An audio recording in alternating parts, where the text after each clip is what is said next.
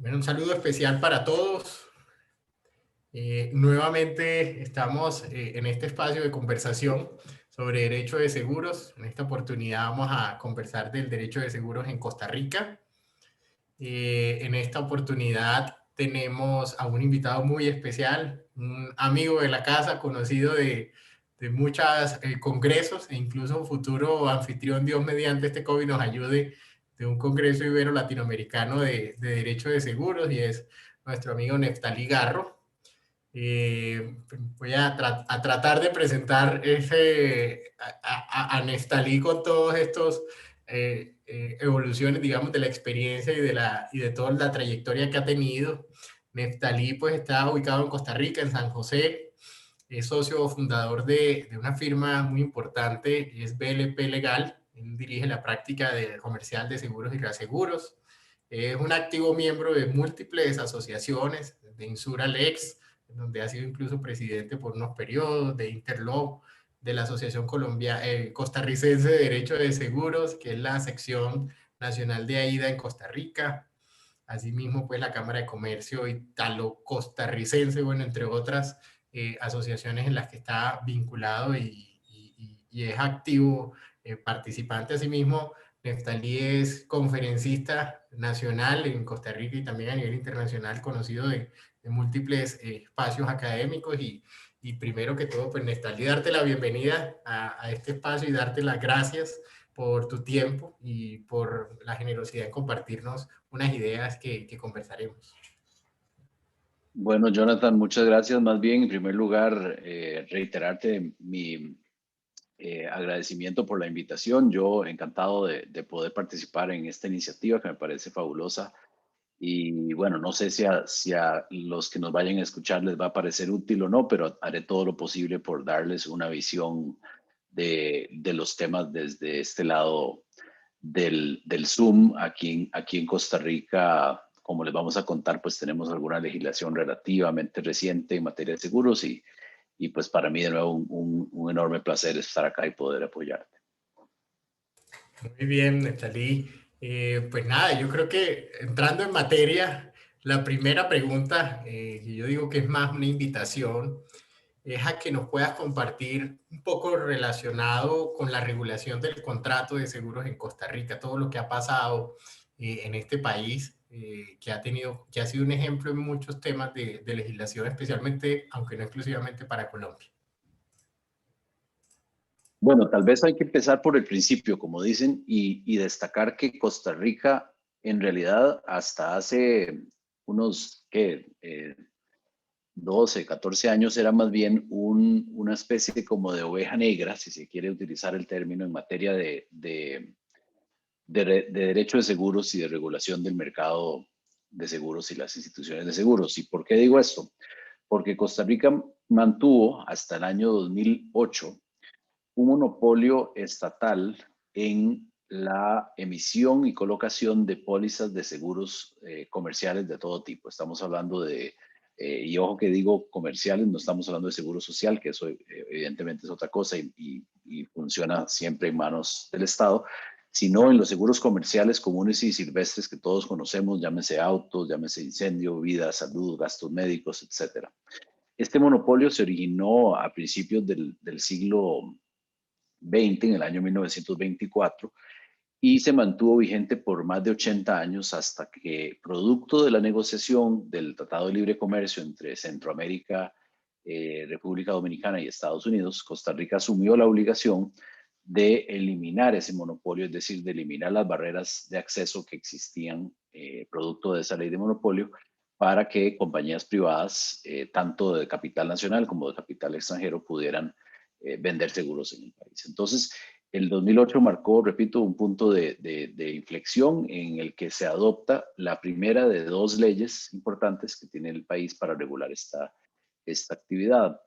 Y digo dos leyes porque Costa Rica en esto no es distinto quizás a otros países. Tiene una ley que se llama la Ley Reguladora del Mercado de Seguros, que fue la que se adoptó en el 2008 y que, entre otras cosas, es importante porque elimina el monopolio y crea las bases para establecer un marco de regulación y supervisión de la actividad que hasta ese momento no existió. La segunda ley se aprobó unos pocos años después, en el 2011, que es la ley que regula en cambio el contrato de seguro. Ya no los aspectos generales del mercado, sino propiamente las normas relativas al contrato de seguro, que en muchos países de nuestra región vamos a encontrar, ya sea en el Código de Comercio en algunos casos, o también en leyes especiales sobre la materia del contrato de seguro. Entonces, eso es como a grandes rasgos lo que ha ocurrido, y por supuesto que en este tiempo pues ha venido desarrollándose un poco la jurisprudencia, ha venido desarrollándose también la regulación administrativa, y pasamos de tener una sola empresa estatal a tener hoy día 13 compañías de seguros para un mercado relativamente pequeño, que somos 5 millones de ticos, como se nos dice. Eh, Alrededor de 1.500, 1.600 millones de dólares anuales en primas, que es bastante modesto, pero digamos esa es la dimensión del mercado que estamos hablando. Muy bien, Neftalí. Hay un tema que siempre genera como una inquietud intelectual, digámoslo de esa manera, y tiene que ver con las definiciones que de alguna forma se han adoptado en Costa Rica para particularmente la actividad aseguradora. Quisiéramos preguntarte un poco desde dos perspectivas, desde esa gran diferencia, frontera existente entre los seguros sociales, ¿verdad? Incluso el desarrollo de seguros de la seguridad social, podría decirse, y propiamente el aseguramiento privado para ese ejercicio desde las definiciones que se han adoptado en Costa Rica. Si nos puedes contar un poco más de eso y también especialmente de las evoluciones prácticas asociadas a esas definiciones. Muy bien, sí, ese es un tema fundamental desde el punto de vista de la regulación del mercado de seguros.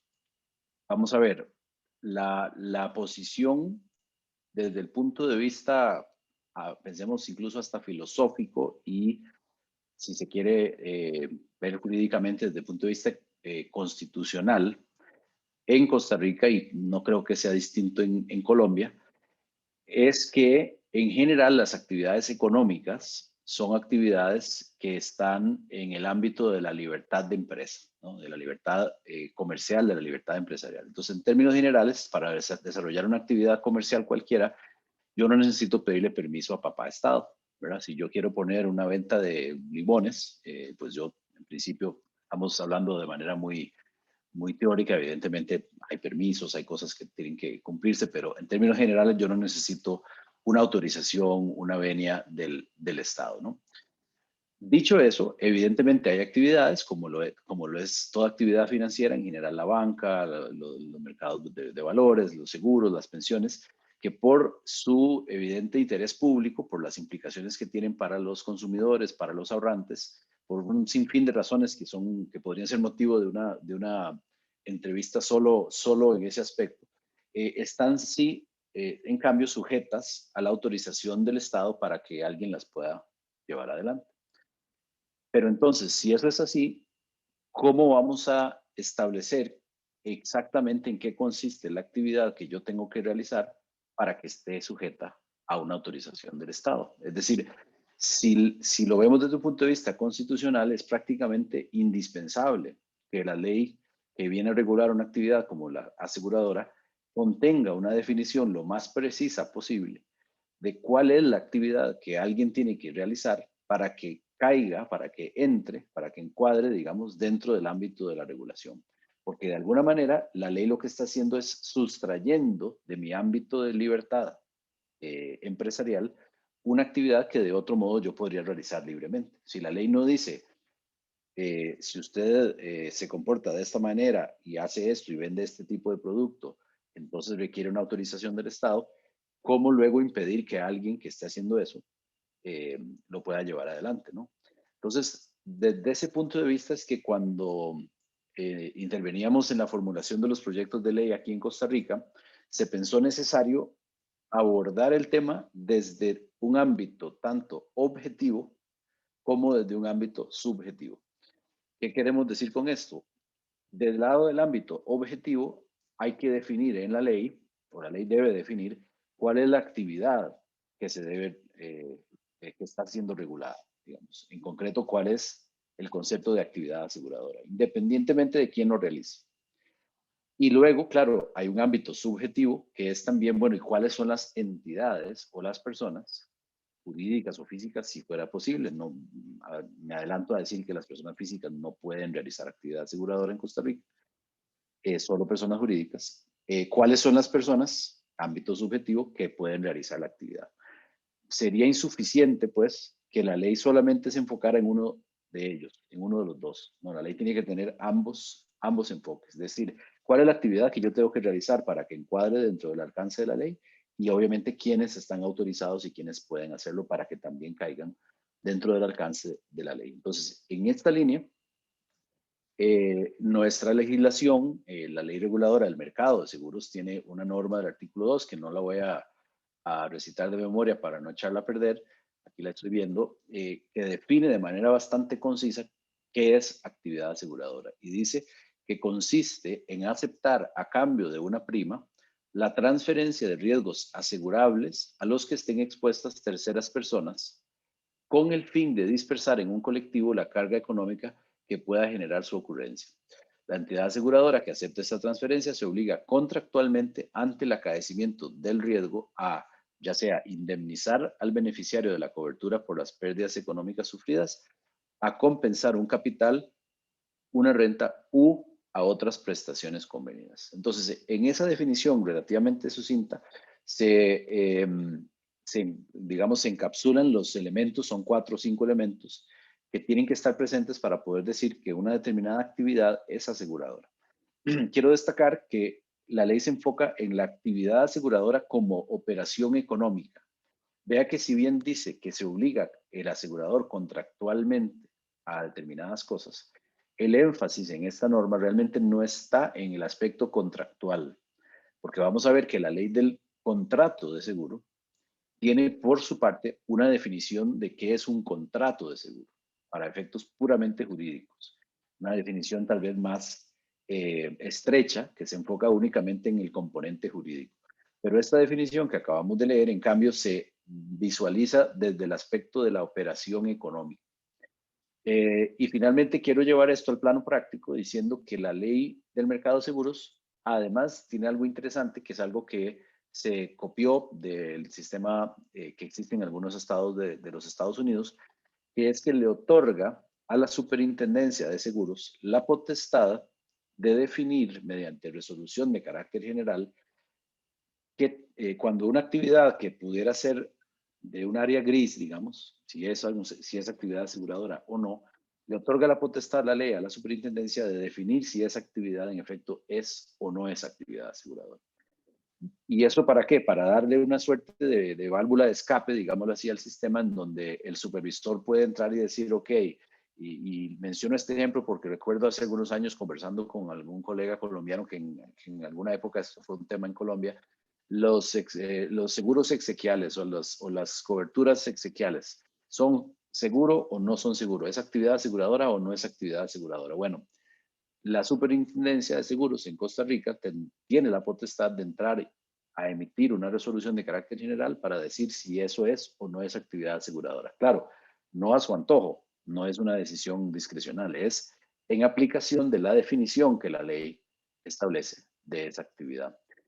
Eso ya ocurrió, decía que lo quería llevar al plano práctico hace ya bastantes años, en referencia, por ejemplo, a los servicios de asistencia, que es un área en la que en algunos países no hay mucha claridad acerca de si son realmente actividad aseguradora o no.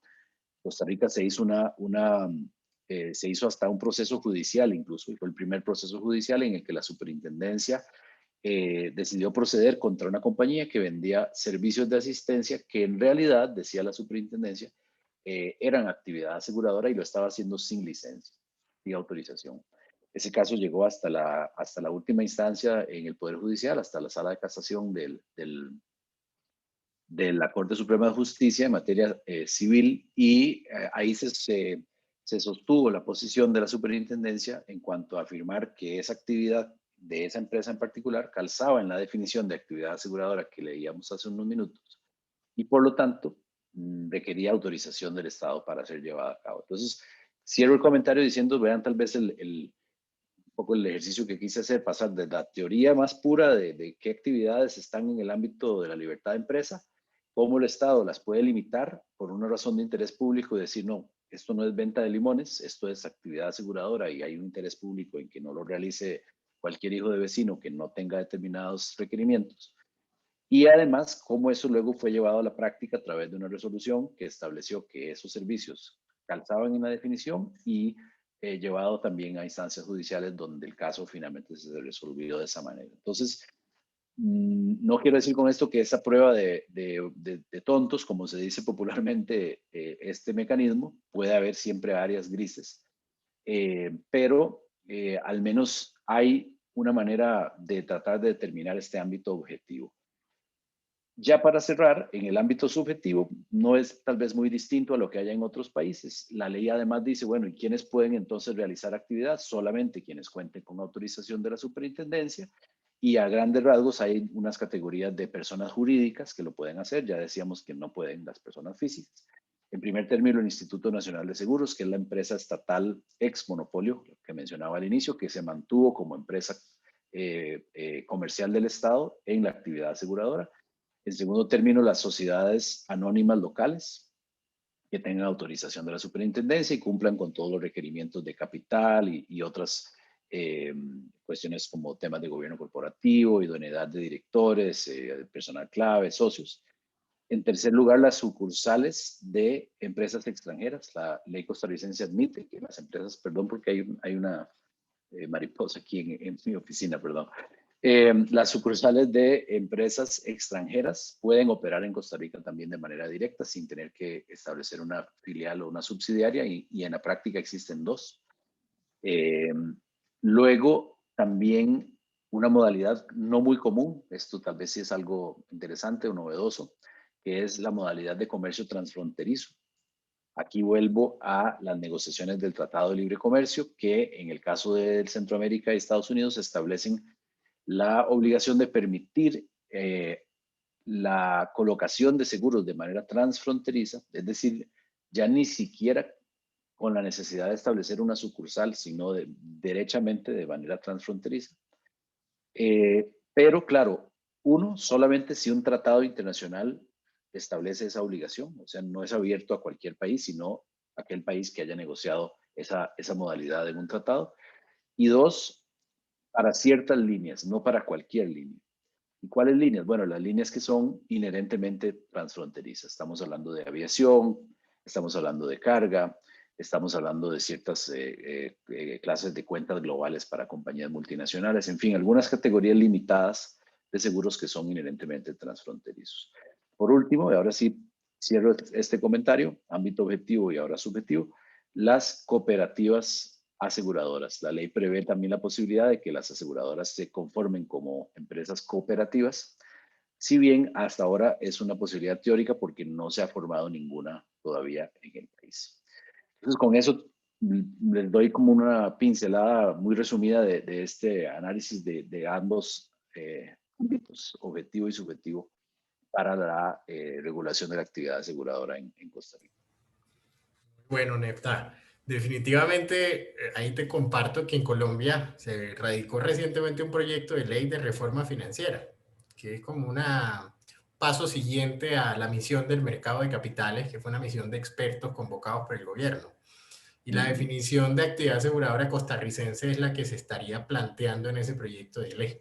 O sea, termina siendo la legislación costarricense, usted lo puede ver incluso en el proyecto de ley, eso es tomaron pues literalmente la definición de actividad aseguradora para efectos de abordarlo y le dan las facultades a la superintendencia y en este caso más como al Ministerio de Hacienda vía reglamentaciones de definir qué otras actividades pueden ser consideradas actividades aseguradoras. Entonces, como que muy interesante esa historia, porque incluso el tema de las asistencias también se ha sometido como a una posible evaluación y eventual regulación en nuestro país, como muy inspirado pues también desde la legislación costarricense. Entonces, es muy interesante y muy importante estas precisiones y muy generoso también compartirnos esto, Neftalí. Yo quisiera como pasar a hacerle una siguiente pregunta más como aterrizada como a esos casos prácticos y también de las aproximaciones que se han podido tener. Y tiene que ver específicamente con la declaración del estado del riesgo. La declaración del estado del riesgo en muchas legislaciones adopta unas u otras maneras, ¿verdad? Los temas de la posible exigencia de un nexo de causalidad, en algunos otros un tema de la incontestabilidad o la indisputabilidad con los términos perentorios para los aseguradores ejercer esto, las sanciones, etcétera. Entonces quisiéramos como que nos contara un poco alrededor de la regulación costarricense, cómo opera este ejercicio de la declaración del estado del riesgo.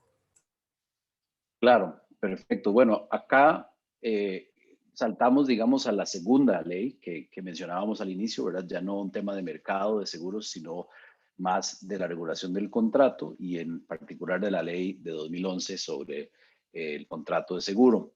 En este aspecto, la ley costarricense no es dramáticamente diferente a lo que quizás sea común ver en otras latitudes, pero este es un tema de los que más, digamos, más problemas prácticos genera no solo en Costa Rica, sino en todo lado, ¿no? Porque aun cuando uno piense que la ley está escrita de forma clara, siempre hay la posibilidad de interpretaciones varias y de posiciones encontradas, y sobre todo en una materia tan sensible que puede llevar, por ejemplo, a la cancelación de una póliza de una persona que pudo haber actuado, al menos en su parecer, de buena fe. Y entonces, claro, es terreno fértil de las declaraciones, de la declaración pues, del estado del riesgo para diversas, digamos, disputas prácticas que se pueden dar en materia de seguros.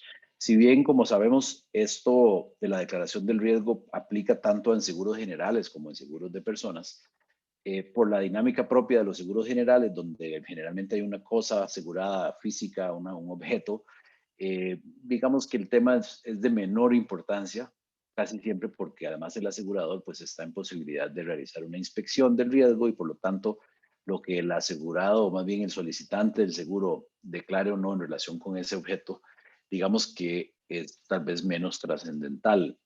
En cambio, en los seguros de personas, donde lo que se está valorando es el estado de salud de una persona, un ente biológico, pues ahí hay ciertamente un problema de asimetrías de información, ¿no? Y ahí es donde yo creo que muchos autores modernamente lo centran, porque claro, en este tema es muy sencillo o es muy fácil caer, digamos, en posiciones extremas, ¿verdad? Tanto de un lado como del otro. Me refiero tanto del lado del solicitante o asegurado, eh, como del lado de la aseguradora. ¿Por qué digo de asimetría de información?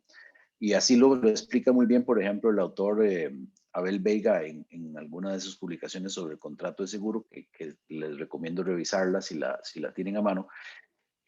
Claro, el asegurador es evidente, es experto en riesgo, ¿verdad? Y el cliente normal, pensemos, o usual tal vez, no lo es, ¿verdad? La mayoría de las personas que compran un seguro, pues no son expertas en riesgo, no son abogados expertos en derecho de seguros o agentes de seguros o gestores de riesgo o ingenieros, son personas comunes y silvestres que quieren tener un seguro médico, ¿no? Entonces, ahí se presenta evidentemente una primera gran asimetría, ¿no?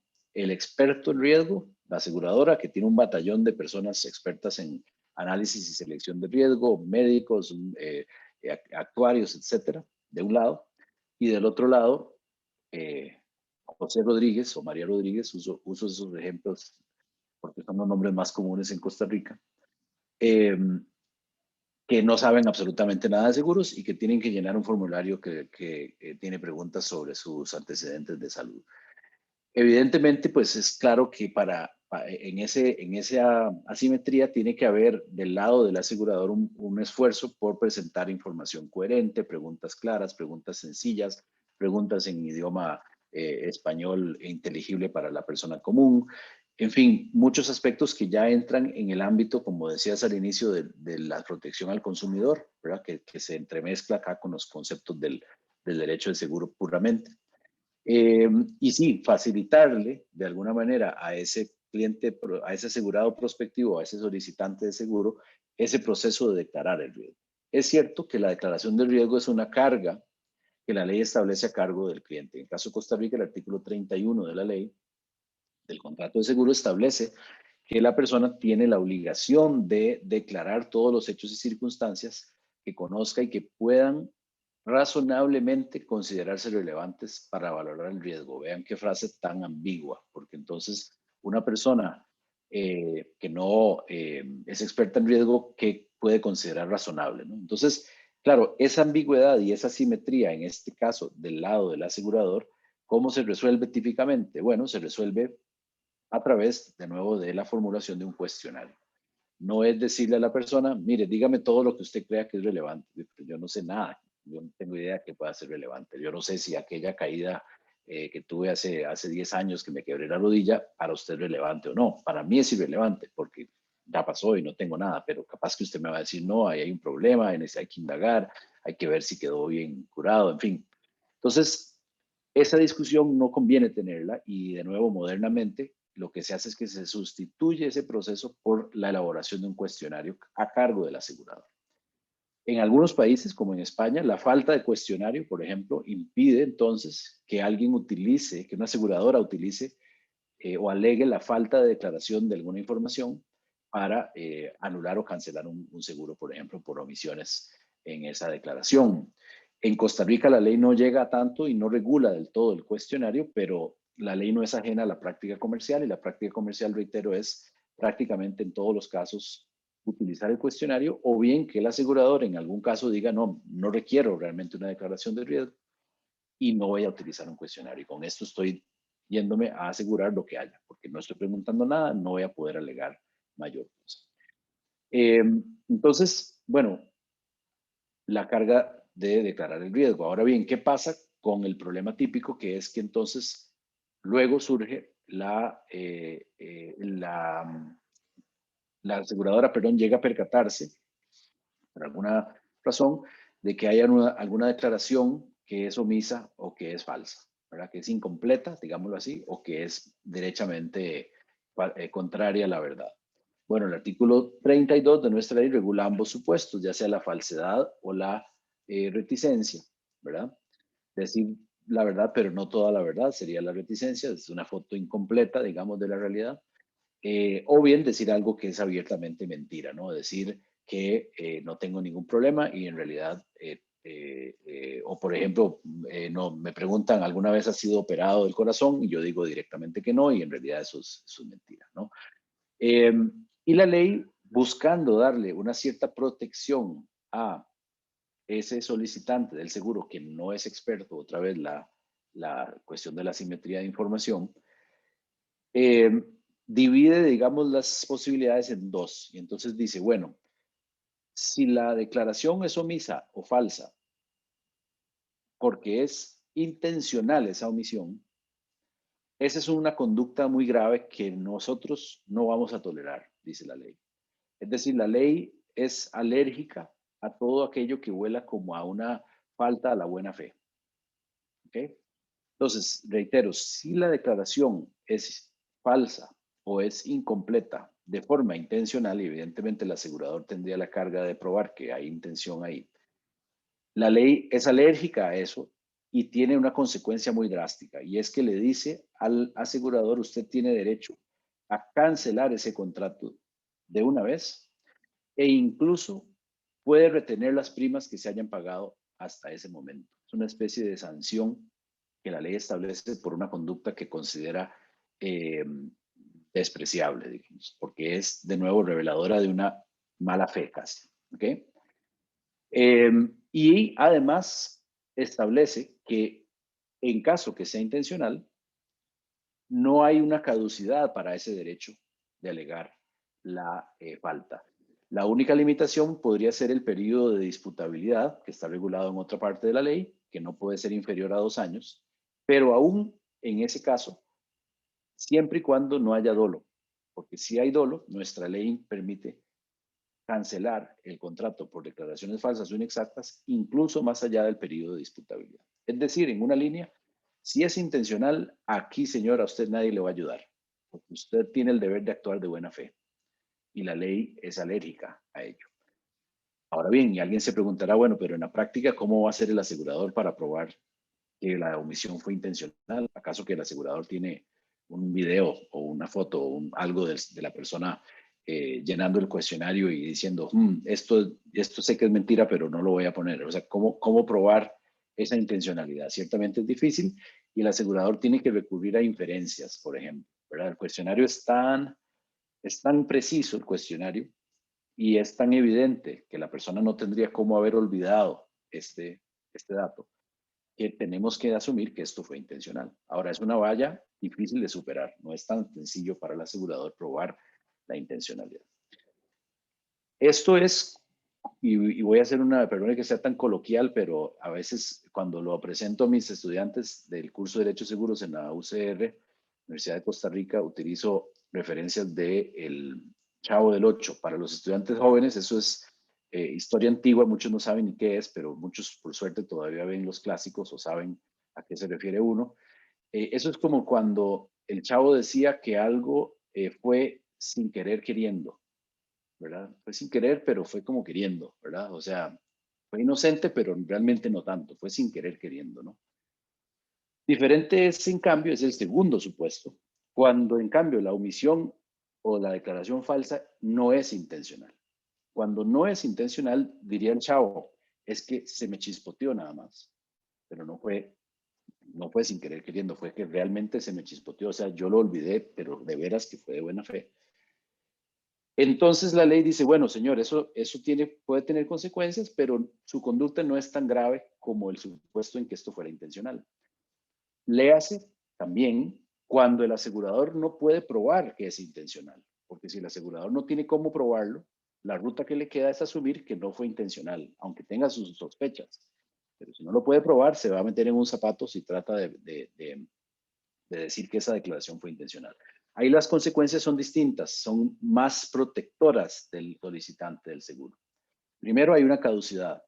Hay un plazo de un mes para que el asegurador tome acción en relación con esas omisiones. Si no toma acción en ese plazo de un mes, el vicio, llamémoslo así, queda convalidado y ya después no puede volver a alegar nada en relación con esa omisión. Y dentro de ese mes, ¿qué tiene el deber de hacer? A diferencia del supuesto en que la omisión es intencional, en donde puede simplemente de un solo decapitar el contrato, sin más. A diferencia de ese supuesto, en el supuesto no intencional, la ley es menos severa y entonces dice, bueno, ahora sí, señor asegurador, en tal caso, usted tiene que hacer el siguiente análisis. Si usted hubiera conocido ese vicio, ¿usted hubiera celebrado el contrato, sí o no? Si no lo hubiera celebrado del todo, usted siempre lo podrá cancelar. Ahora bien, si lo hubiera celebrado en otras condiciones, usted está obligado, o sea, la opción que tiene, perdón, es mantenerlo proponiendo esas otras condiciones, ya sea un ajuste de prima o alguna exclusión o alguna otra cosa que usted hubiese hecho en aquel momento si hubiese conocido eso. No puede, sin más, proceder a cancelar el contrato sin hacer ese análisis. O sea, está obligado a hacer el análisis de qué hubiese hecho yo de haber conocido ese vicio. Análisis que no tiene que hacer si la omisión es intencional. Si la omisión es intencional, puede hacerlo si quiere, pero también tiene la potestad, como decía, de capitar el contrato de un solo. En síntesis, muy poca tolerancia en la ley costarricense a algo que huela a mala fe en este aspecto. Y entonces un tratamiento distinto para el supuesto que se considere intencional, más que se considere que se logre probar que es intencional, y un tratamiento menos grave, más favorable al cliente, más favorable al principio de conservar el contrato, por ejemplo, en caso de que se estime que no es intencional. Por ahí ya han habido algunos casos judiciales que han empezado a analizar estas normas, algunos bien, otros no tan bien. Por ejemplo, en nada de lo que establece nuestra ley se exige una relación causal entre lo que se omite y el evento que luego se reporta y que genera la investigación. Tan es así que la ley tiene un siguiente artículo, que es el artículo 33, que regula específicamente el supuesto en el que para el momento en que se descubre el vicio ya haya un siniestro pendiente. Quiere decir que todo lo que expliqué anteriormente, que está en el artículo anterior, en el 32, se refiere al supuesto en que no haya siniestro pendiente. O sea, ni siquiera estamos hablando de un siniestro pendiente. El asegurador de alguna forma se enteró de la omisión. Algo que de paso en la práctica ocurre poco. Es poco común que el asegurador se entere de la omisión si no es porque hay un siniestro pendiente.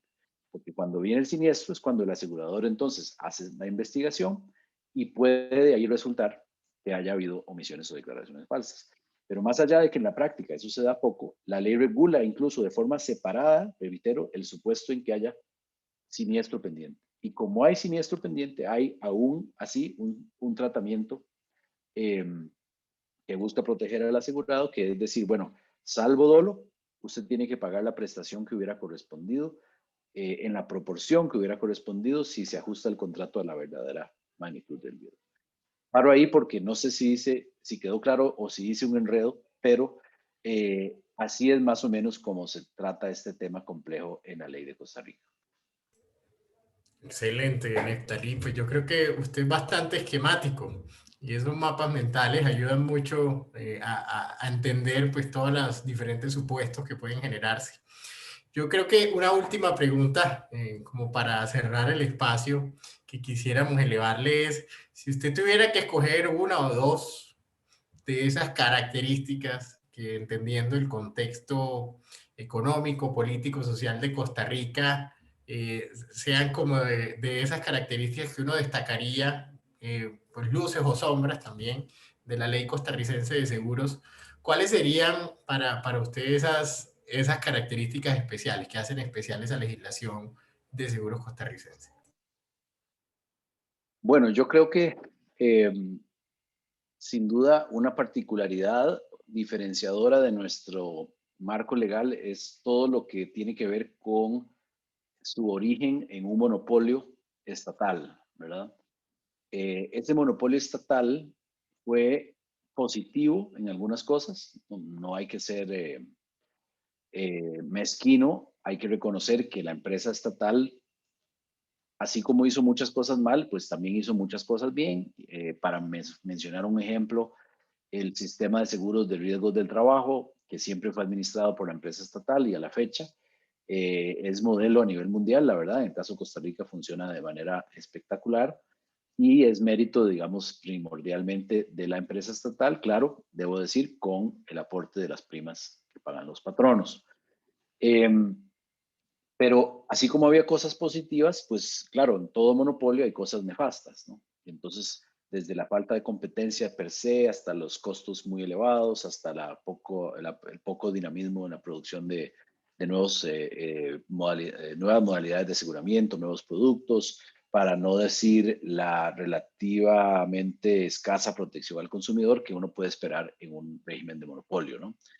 Entonces, yo diría que lo principal que el país logró con su nuevo marco regulatorio fue darle un giro de 180 grados a ese aspecto, no sin que ello implique que no subsistan todavía retos en materia precisamente de monopolio, ¿verdad? Porque el hecho de que la ley diga ya ahora otras compañías pueden comercializar seguros, no significa que mágicamente desaparezca la empresa estatal, que todavía tiene el 70 y poco por ciento del mercado y que por lo tanto ejerce y en el pasado ha abusado de su poder dominante en el mercado. Esto para que después nadie me vaya a acusar de parcial o de decir cosas sin fundamento, no es que a mí se me ocurrió, sino que incluso la Autoridad de Competencia de Costa Rica eh, ya ha sancionado a la empresa estatal, el Instituto Nacional de Seguros, por actividades monopólicas, por ejemplo, por vender seguros fuera del margen de la nota técnica con tal de retener clientes y sacar competidores nuevos del mercado, ¿verdad? Entonces, ese, ese, ese problema que, claro, es previsible saliendo de un monopolio, es algo en lo que la ley, digamos que al menos da las herramientas para que se pueda trabajar y sin duda es algo muy particular, muy peculiar del mercado costarricense, que es una característica especial. Yo diría, mencionaría dos otras cosas muy rápidas. El enfoque de supervisión está diseñado, aún siendo desde 2008, ya previendo un sistema de supervisión basada en riesgo. En el caso del mercado financiero de Costa Rica, el mercado de seguros es el que realmente más bien lleva la delantera en esa área por ser el de más reciente regulación. Y más bien la banca y el mercado de valores y las pensiones van poniéndose al día, por así decirlo, o poniéndose al día en relación con estos temas. Pero el marco conceptual de la ley del mercado de seguros está pensado para permitir un esquema de supervisión basada en riesgo, que como sabemos, pues ya desde hace muchos años es, digamos, el mantra que repiten las autoridades globales a nivel de supervisión de mercados financieros, porque básicamente permite ajustar la intensidad y los distintos requerimientos regulatorios, llámense de conducta, de capital, de gobierno corporativo, a las distintas características de cada entidad. Y esto, más que en el mercado de Costa Rica, es difícil que sea tan obvio. No pueden ser exactamente iguales los requerimientos para una empresa estatal que tiene el 70% del mercado que para una empresa pequeñita que es una sucursal de una compañía de Estados Unidos que solo vende seguros de salud, por decir algo. Son empresas totalmente diferentes y por lo tanto la supervisión de alguna manera debe ser un traje a la medida para que sea efectiva. El último dato que me parece una curiosidad más que algo trascendental, pero me parece una curiosidad interesante, es que reconociendo que producto del monopolio, la ley costarricense o el sistema legal más bien, no solo la ley, sino también la jurisprudencia tenía un desarrollo relativamente escaso, nuestra ley reconoce que podrán utilizarse en la interpretación de los contratos y los casos de seguros, digamos, los principios y las reglas, digamos, de la práctica y de la técnica internacional, y también en la medida que sean compatibles eh, con el sistema legal costarricense, la jurisprudencia internacional. Leo la norma porque hice un desastre al explicarla, pero lo que dice es, y es algo interesante, dice, la resolución de controversias sobre contratos de seguro deberá observar en su orden la legislación especial vigente, es decir, las leyes de seguros, lo dispuesto en el Código de Comercio como norma supletoria, en defecto de ello el Código Civil, el resto del ordenamiento y la jurisprudencia nacional aplicable. Y aquí es donde viene la parte interesante. Esto que leí hasta ahora no es distinto a cualquier otra cosa. Así como los principios técnicos, ven qué interesante, los principios técnicos son fuente de derecho para la resolución de contratos de seguro, los usos, las costumbres y la jurisprudencia internacional compatible con nuestro ordenamiento. Esto me lleva a concluir que en un reciente caso, en el que tuvimos que argumentar un punto, por cierto, relacionado con declaraciones falsas en un contrato de seguro, eh, era un caso o era un punto más bien que no había sido desarrollado en Costa Rica anteriormente, y era el punto de si el asegurador tiene el deber de demostrar que la información que solicita en un cuestionario de salud es relevante para valorar el riesgo. O si, por el contrario, si están preguntando esa información en el cuestionario, si se puede presumir que es relevante, ¿verdad? Porque una cosa es tener que demostrar que lo que estoy preguntando es relevante, eso lleva a una prueba técnica muy amplia, y otra cosa es darle al asegurador el beneficio de la duda, de decirle, mire, eso que usted está preguntando, suponemos que lo pregunta porque es relevante, ¿verdad? No pregunta usted si le gusta Mickey Mouse, porque eso no sería relevante para apreciar el riesgo. Eh, Ese punto, repito, en Costa Rica no había sido resuelto. Y utilizamos un fallo de un tribunal colombiano que analizaba justamente ese punto. No sé si se mantiene vigente o no el punto, pero ese fallo decía que no era necesario, que se entendía que si el asegurador lo había incorporado en el formulario era porque la pregunta, porque el dato evidentemente era relevante para que valorara el estado del riesgo. Entonces, ese tipo de incorporación de principios de la técnica y de otras jurisdicciones a un mercado en el que hay un desarrollo todavía relativamente escaso a nivel judicial, sin duda es algo muy interesante que no necesariamente está dispuesto en la legislación positiva de todos los países. Así que bueno, con eso me callo porque creo que ya hablé mucho, pero por supuesto a tus órdenes si tuvieras cualquier duda o comentario adicional. No, pues la verdad es que maravillosa la explicación. Qué interesante este tema de la incorporación de la jurisprudencia internacional también al derecho interno. Definitivamente es una buena práctica, uno diría, ¿no? Y como conclusión uno diría que su legislación es una legislación que en materia de seguros es una legislación de avanzada. Si uno quisiera darle una característica especial. Y bueno, así como dicen los ticos, agradecerte especialmente, Neftalí, pura vida, definitivamente. Pura vida, gracias a ustedes. Muchas gracias por tu Un, tiempo, por compartirnos con tanta generosidad estas explicaciones que alimentan estas conversaciones que tenemos al interior de las clases. no, yo encantado, un honor y bueno, siempre un gusto verte y con la esperanza de poder también reunirnos ya en alguno de los congresos del SILA próximamente. Ese congreso, aprovecho para hacer el comercial por si hubiese en el grupo estudiantes interesados, sí va a ser el próximo año. Y la fecha tentativa es para el mes de agosto del año 2022. Iba a ser en el 2021, pero hemos decidido posponerlo porque nos interesa, la verdad, que pueda ser presencial para sacarle pues todo el jugo posible a este tipo de intercambios, que es justamente lo que hacemos en esos congresos del Comité Ibero-Latinoamericano de AIDA. Así que pues también trasladar la invitación para todos tus estudiantes, amigos, colegas por allá. Muchísimas gracias, Nestalía. Ya estaremos, Dios mediante. Bueno, Así es, así es. Un feliz placer, noche, muchísimas gracias. un placer.